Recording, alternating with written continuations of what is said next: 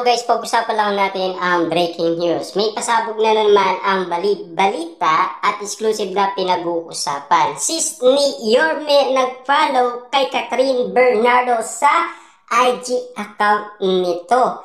Yan ang nakakagulat na balita. Grabe nga naman kasi ang pasabog. Parang medyo duda na ang karamihan. Parang katotohanan na yata ang mga issue na kumakalat ngayon kina Catherine Bernardo at Mayor Mark Alcala.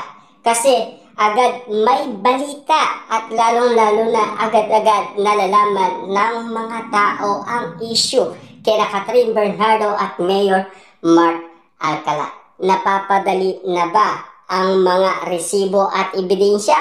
Or ito na nga ba ang sasagot sa ating mga katanungan? Ayon kasi sa balita, tama ang inala namin na bibisitahin ni Catherine Bernardo ang BFF niyang si Aris De Leon na naniniraan sa Melbourne, Australia para makasama ito sa kanyang short vacation. Actually, almost every year naman ay dinadalaw ni Catherine Bernardo ang matalik niyang kaibigan. Madalas siyang magbakasyon sa Australia. Minsan nga kasama si Daniel Padilla. Pero ngayon, kitang-kita niyo naman siguro, parang tama talaga ang ula ng karamihan. Kaya nga naman kasi medyo napapadali na at lalong-lalo na lumiliit na ang mundo ni Catherine Bernardo at Mayor Mark Alcala. Dati ay privacy umano, kaya nilang itago ang lihim ng kanilang pagdidik. Pero nandahil spotted nga naman sila sa NAIA, parang medyo nauulaan na ng karamihan ang relasyon ni Catherine Bernardo at Mayor Mark Alcala. Kita nyo naman, diba, lahat ng bulong-bulungan ngayon nagkakaroon na ng resibo at ebidensya. Kung matatandaan sa Melbourne, nanood sikat ng The Eras Tour concert ni Taylor Swift noong February 18 last year.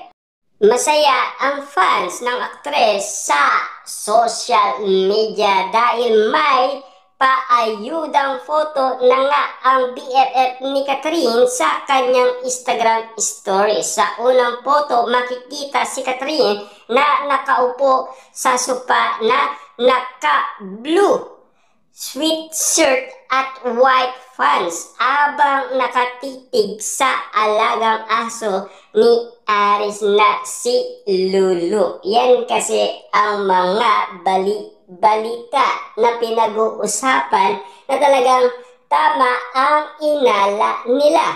Pero nasaan na nga ba si Mayor Mark Alcala?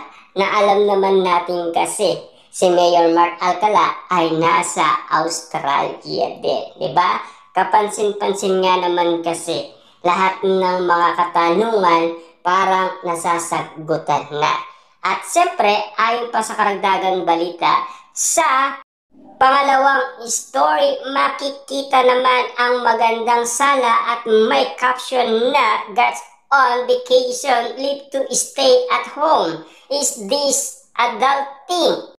Ginalaw na nga ni Aris ang baso at binasag ang katahimikan. At least now, may patunay na talagang silang dalawa ang magkasama sa Melbourne at hindi ang nalilink sa aktres na isang politiko. Siyempre, privacy nga, diba?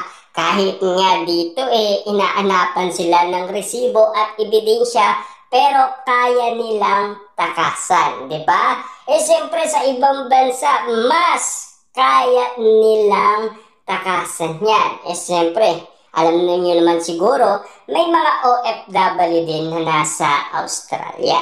Pero ano nga ba talaga ang tunay na kadahilanan at bulong-bulungan? Bakit nga ba talaga binasag na ang katahimikan ni Aris, ang matalik na kaibigan ni Catherine Bernardo?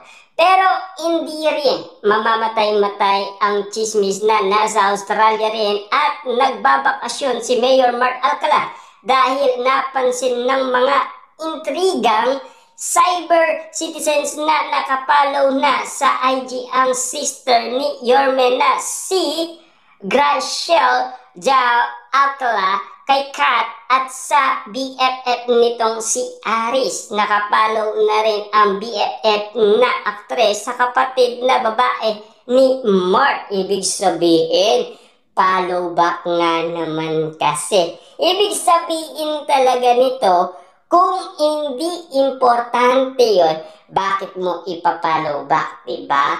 Malay mo, paano nga naman kasi makikilala yan ng kapatid ni Mayor Mark Alcala, ang best friend ni Catherine Bernardo. May something ba? May resibo na ba? May ebidensya na ba na talagang magpapatunay sa ating lahat ng kaganapan?